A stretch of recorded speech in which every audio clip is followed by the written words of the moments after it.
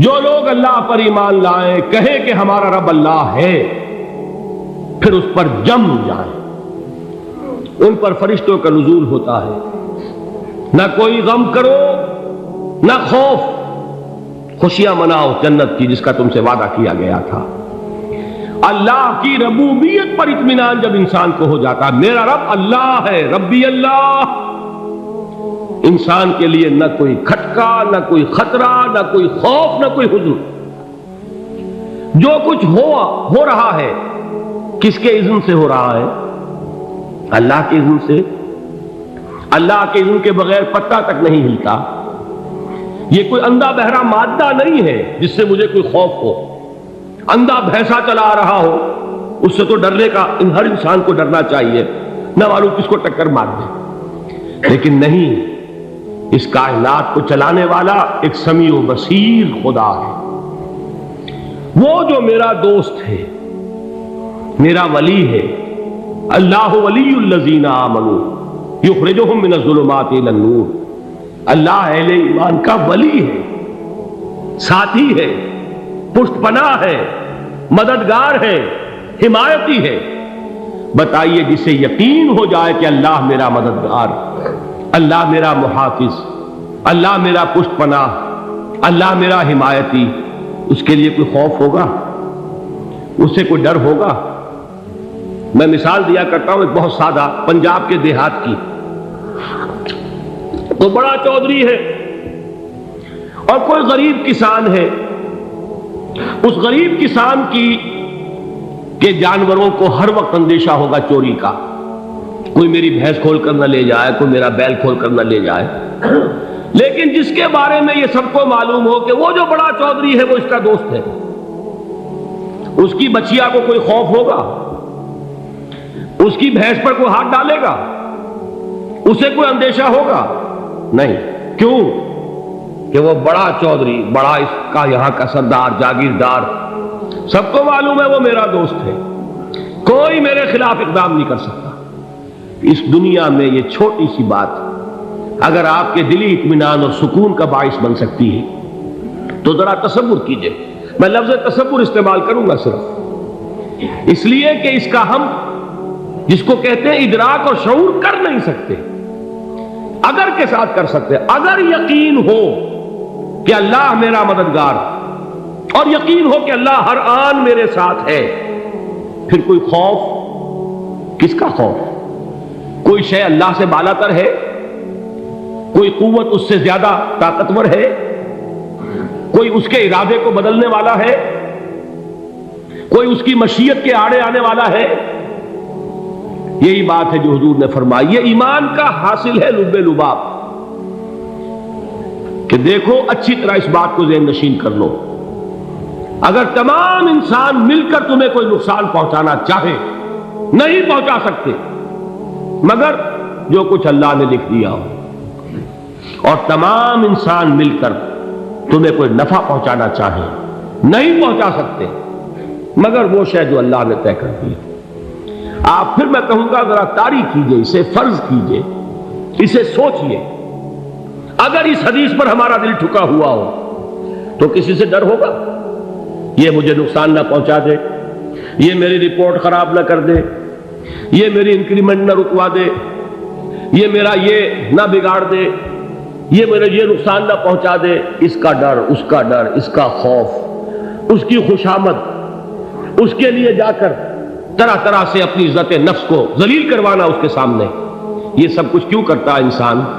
جب سمجھتا ہے کہ اس کے ہاتھ میں میرا کوئی نفع ہے، اس کے ہاتھ میں میرے لیے کوئی ضرر ہے، یہ مجھے کوئی غضب پہنچا سکتا ہے، یہ مجھے کوئی نقصان پہنچا سکتا ہے، یہ میرا کوئی کام بنا سکتا ہے، یہ میری کوئی ضرورت پوری کر سکتا ہے، اسی کا نام شرک ہے۔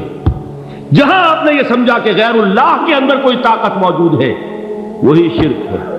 بتوں سے تجھ کو امیدیں، خدا سے نو امیدی، مجھے بتا تو صحیح اور کافری کیا ہے؟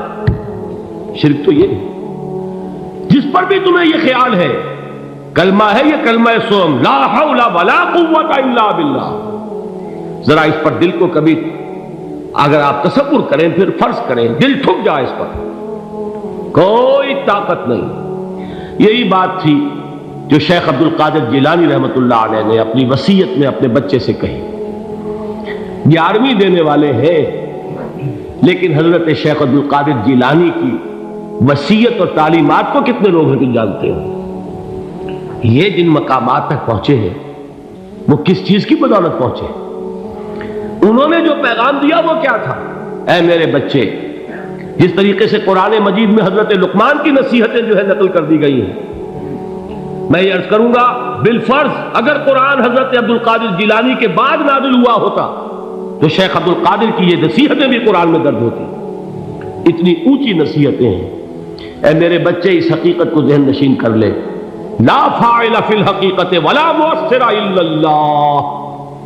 اس کائنات میں نہ کوئی فاعل حقیقی ہے نہ مؤثر حقیقی ہے سوائے اللہ. کسی شے میں کوئی تاثیر نہیں اگر اللہ نہ چاہے. آگ جلا نہیں سکتی اگر اللہ نہ چاہے. پانی ڈبو نہیں سکتا اگر اللہ نہ چاہے. زہر ہلاک نہیں کر سکتا اگر اللہ نہ چاہے. کوئی چیز فائدہ نہیں پہنچا سکتی اگر اللہ نہ چاہے. تو در در پہ کیوں سر جھکاتے ہو؟ در در پر کیوں جبیں سائی کرتے ہو؟ سب کے سامنے کیوں ہاتھ پھیلاتے ہو؟ ایک اللہ سے مانگو. ایک اللہ کے سامنے زمین پر اپنی جبین رکھو.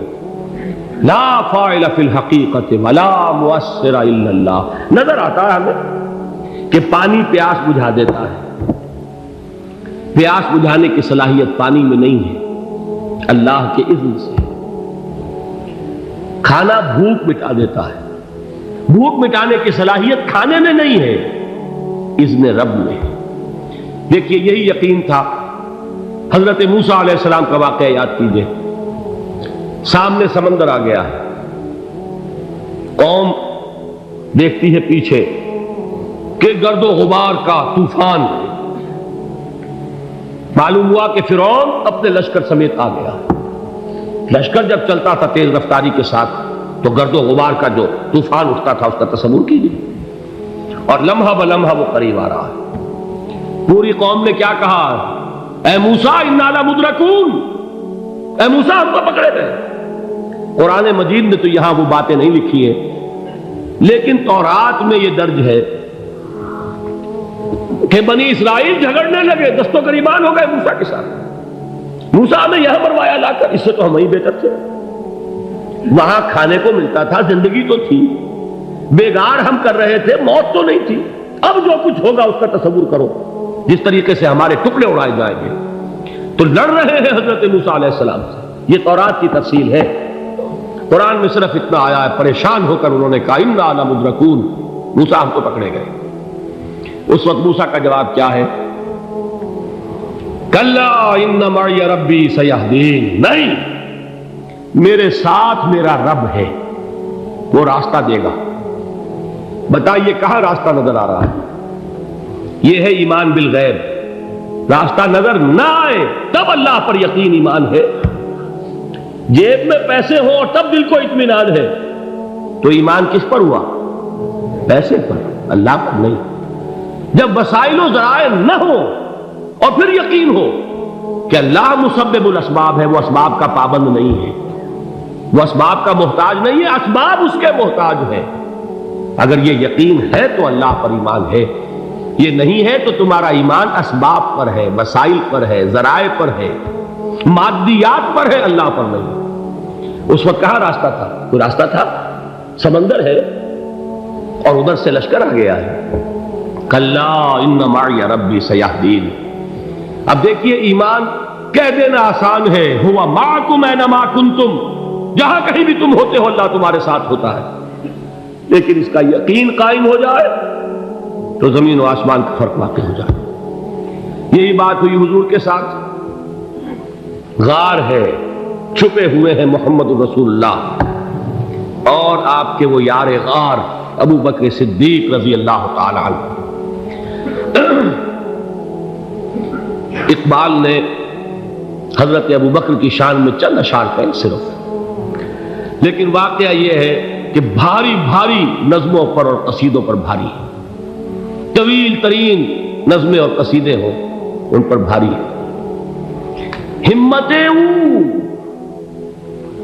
ابو بکر کی ہمت جو ہے کشت ملت را چو ابر، جیسے بارش سے کھیتی اپجتی ہے، ابو بکر کی ہمت اور عزیمت اس امت کو اسی طرح سینچنے والی ہے۔ ثانیے اسلام و غار و بدر و قبر، وہ دوسرے تھے اسلام میں، دوسرے پہلے کون تھے؟ انا اول المومنین، حضور فرماتے ہیں سب سے پہلا ایمان لانے والا میں، دوسرے ابو بکر۔ ویسے ہمارے ہاں یہ چلتا ہے اختلاف، حضرت علی پہلے ہیں کہ حضرت ابو بکر پہلے ہیں، لیکن اس میں بڑی خوبصورت تطبیق قائم کی ہے علماء نے، اور بہت صحیح ہے۔ چار کے بارے میں فیصلہ ہی مت کرو کہ کون پہلے، ان کی ایک عجیب تقسیم کر دی ہے۔ آزاد مردوں میں، بالغ مردوں میں سب سے پہلے ابو بکر، بچوں میں سب سے پہلے علی، خواتین میں سب سے پہلے خدیجہ، اور غلاموں میں سب سے پہلے زید بن حارثہ۔ بڑی پیاری تقسیم ہے، یہ چاروں ہی پہلے ہیں، ہر ایک کے لیے اولیت ہے۔ اور واقعہ یہ ہے کہ اگر زمانی اعتبار سے تعین ہوگا تو پہلے خدیجۃ الکبریٰ آئیں گی رضی اللہ تعالی عنہ، کسی اور سے بات کرنے کی نوبت بعد میں آ سکتی ہے، پہلے تو اہلیہ محترمہ سے بات ہوئی، آتے ہی پہلی وحی ہوئی ہے، ابھی تبلیغ کا حکم نہیں تھا، کس کو بتایا واقعہ؟ ابھی اپنی نبوت کی تبلیغ کا تو حکم ہی نہیں آیا، واقعہ کس کا ہے؟ وہ خدیجہ کا ہے۔ جب کہا ہے کہ خشیت علی نفسی، مجھے اپنی جان کا اندیشہ ہے، تو کیا جواب دیا خدیجہ نے رضی اللہ تعالی عنہا؟ وہ صدیقۃ الکبریٰ ہے، صدیقات جو ہے خواتین ان میں چوٹی پر خدیجۃ الکبریٰ ہے رضی اللہ تعالی عنہا، اور صدیق جو مرد ہیں ان میں صدیق اکبر ہے ابو بکر صدیق رضی اللہ تعالی عنہ، لیکن صدیقات میں چوٹی پر۔ جب حضور نے فرمایا خشیت علی نفسی، کیا فرمایا، کیا عرض کیا، کیسے تسلی دی؟ نہیں نہیں، اللہ آپ کو ضائع نہیں کرے گا، آپ غریبوں کے ہمدرد ہیں، آپ مساکین کے تکالیف رفع کرنے والے ہیں، آپ بیواؤں کی سرپرستی کرتے ہیں، آپ مسافروں کی خدمت کرتے ہیں، اللہ آپ کو ضائع نہیں کرے گا۔ یہ یقین ہے اس خاتون کے اندر۔ خیر وہ ایک علیحدہ بات ہو جائے گی۔ میرے دل پر حضرت خدیجہ رضی اللہ تعالیٰ عنہ کی شخصیت کا بڑا گہرا نقش ہے، جو وہ کوئی اور ہی وقت اور موقع ہوا تو بیان ہوگا۔ بہرحال اقبال نے ایک مصرے میں جو چار اولیتیں جمع کر دی ہیں، ہمت او کشت امت را چو ابر، ثانی اسلام و غار و بدر و قبر۔ اسلام میں حضور کے بعد پہلے کون؟ ابو بکر۔ غار میں حضور کے ساتھ کون؟ ابو بکر۔ بدر کی رات اللہ کا رسول سر بسجود، وہ جھاڑ، وہ گھاس پھوس کی جو جھوپڑی بنائی گئی تھی، اور وہاں تلوار ننگی لے کر پہرا دینے والا کون؟ ابو بکر۔ اور اس حجرہ عائشہ میں محمد کے بعد سب سے پہلے دفن ہونے والا کون؟ ابو بکر رضی اللہ تعالی عنہ صلی اللہ علیہ وسلم۔ وہ جو معاملہ میں سنا رہا تھا غار ثور کا، حضرت ابو بکر بھی حضور کے خیال سے لرز گئے ہیں۔ آپ کو یاد ہوگا کہ جا کر پہلے تمام جتنے سوراخ تھے انہیں بند کیا ہے، ایک سوراخ رہ گیا تھا جس کو بند کرنے کے لیے کوئی کپڑا نہیں تھا، وہاں اپنی ایڑی رکھی ہے، تب کہا ہے حضور سے تشریف لائیے، اور اپنے زانو پر حضور کو لٹایا ہے، اور وہاں کسی موذی جانور نے کاٹا ہے، حضور کی آنکھ لگ گئی تھی، اس وقت اس بل کے اندر جو بھی بچھو ہے کیا ہے واللہ عالم، اس نے کاٹا ہے، اس کی تکلیف کی وجہ سے ابو بکر کی آنکھوں سے آنسو ٹپک گئے، حضور کے چہرے مبارک پر پڑے ہیں، تو حضور جاگے ہیں، معاملہ کیا ہے؟ ایڑی نہیں ہٹائی وہاں سے، مبادا وہ جانور وہاں سے نکل کر محمد الرسول اللہ کو کوئی گزن پہنچا دے، ابو بکر کی ایڑی ہے، جس طرح چاہے کھا لے، ختم کر دے، جان نکل جائے تب کوئی آنچ آئے، محمد پر تو آئے، لیکن جیتے جی نہیں۔ وہ ہے ابو بکر حضور کے خیال سے۔ اس وقت حضور نے پھر اپنا لعاب دہن لگایا ہے، اور اس سے پھر آپ کی تکلیف ختم ہوئی۔ جیسے خیبر میں حضرت علی کی آنکھ دکھ رہی تھی، اس کو جو شفا حاصل ہوئی ہے وہ بھی حضور کے لعاب دہن سے ہوئی۔ تو بہرحال اس وقت انہوں نے کہا ہے کہ اے نبی یا رسول اللہ، اگر اس وقت ان میں سے کسی نے غیر ارادی طور پر بھی اپنے قدموں کی طرف جھانک لیا تو پکڑے جائیں گے۔ کیا جواب تھا اللہ کے رسول کا؟ لا تحزن ان اللہ معنا، اللہ ہمارے ساتھ ہے، کیوں گھبراتے ہو ابو بکر؟ یہ ہے ایمان باللہ، میرا مالک اللہ، میرا رازق اللہ، میرا محافظ اللہ، میرا مددگار اللہ، میرا پشت پناہ اللہ، میرا دوست اللہ۔ یہ دوستی ہے اللہ کی جو لب لباب ہے، حاصل ہے ایمان کا، اسی کا نام ولایت ہے۔ اولیاء اللہ کے سروں پر سینگ نہیں ہوتے، جس کے دل میں ایمان راسخ ہو چکا ہو وہی اللہ کا ولی ہے، جسے اللہ پر یقین ہو چکا ہے وہی اللہ کا ولی ہے، جسے یقین ہے اللہ میرے ساتھ ہے، میرا مددگار، میرا پشت پناہ، میرا ساتھی، میرا دوست، میرا محبوب، میرا محب۔ اللہ اہل ایمان سے محبت کرتا ہے۔ واللہ یحب الصادقین، ان اللہ یحب الذین یقاتلون فی سبیلہ صفا کانہم بنیان مرصوص۔ اللہ محبت کرنے والا، اہل ایمان محبوب، اور اہل ایمان محبت کرنے والے اللہ محبوب۔ والذین آمنوا اشد حبا للہ۔ آپ تصور کیجئے جسے یہ رشتہ ایمان یا رشتہ ولایت حاصل ہو جائے، الا ان اولیاء اللہ لا خوف علیہم ولا هم یحزنون، آگاہ ہو جاؤ، اللہ کے دوستوں کے لیے نہ کوئی خوف ہے نہ کوئی حزن ہے۔